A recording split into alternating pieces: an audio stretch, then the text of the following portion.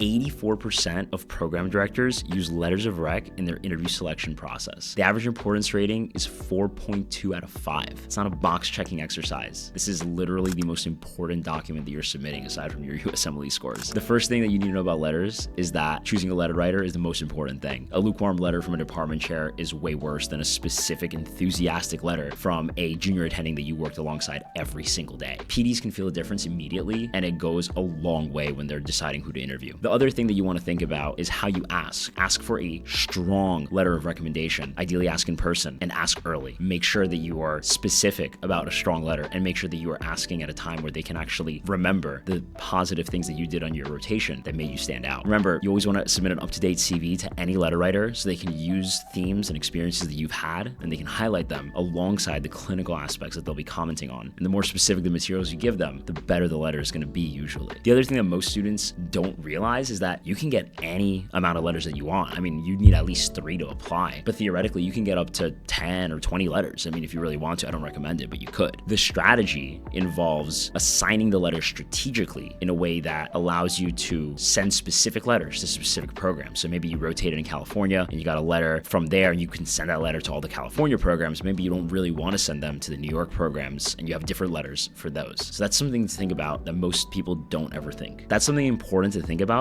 that nobody ever told us. So remember, when you're assigning letters, that's something that you have to think about that nobody's ever going to tell you. Remember, a bad letter of recommendation can absolutely tank your chances of matching, even if you have an excellent score, CV, and relationships with the program. So make sure that whoever you're asking for a letter, you trust to be your #1 advocate.